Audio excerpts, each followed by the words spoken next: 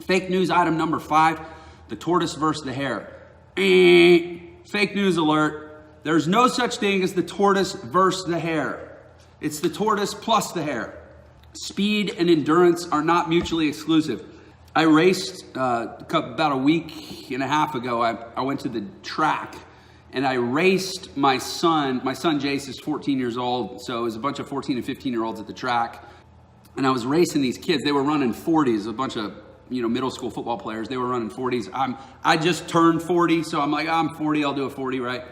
Or I'm almost 40 at that time. And I'm racing these kids in 40s, and I raced the fastest kid in the grade. And this kid supposedly, I don't know, he runs a fast 40 time for a 15-year-old kid, whatever. I raced him. We tied, except for the last 10 yards when he pulled away because I fell down wailing because I pulled my groin. But that's a story for another time. But afterwards, I did the math and I sat down and I said, okay, let's say we ran like a 4.8, 4.8 seconds in the 40. That was my guess on about what the pace we were on. If you multiply that out, take 40 yards, there's 1,760 yards in a mile. So 1760 into 40 into 1760 is 44. So multiply 4.8 seconds times 44. And basically I was on pace, when we were racing, we were on pace for a 3.5 minute mile, about a 3.5 minute mile. When we were running as fast as we can possibly go for 40 yards. You know what the world record in the mile is? It's not that far from a 3.5 minute mile. Certainly, we all hear about the 4-minute mile, right?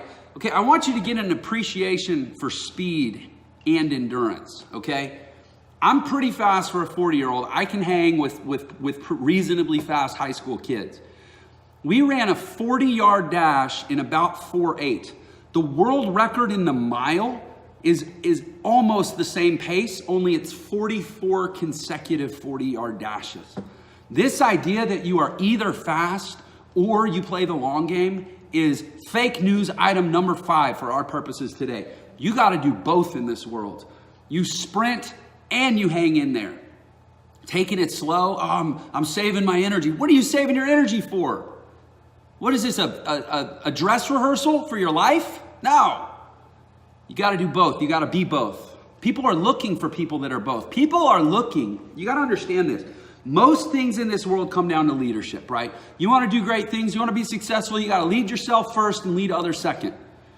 Even yourself. People are looking. You are even looking at yourself. It's one of the reasons I do this. I'm looking at myself. In fact, right now I have 1, 2, 3, 4 images of myself talking back at myself. I physically am seeing myself in space 4 times right now. We are looking to ourselves for enthusiasm, energy, and inspiration. If I can't inspire myself, how am I going to inspire anybody else? If I can't lead myself, how am I going to lead anybody else? And the thing that attracts people is energy. And energy shows up in this world as speed. He's a super high energy person. What does that mean? It means he probably talks kind of fast. He probably moves kind of fast. He certainly gets things done fast. And he certainly gets results faster than most, right? Energy shows up as speed. Energy shows up as speed. And yet, does anybody want to be led by somebody that's not going to be around tomorrow and the next day and the next day and in 6 months and in a year? So you got to do both. First of all, to get anybody interested, you got to be fast. You got to be dynamic. You got to be high energy.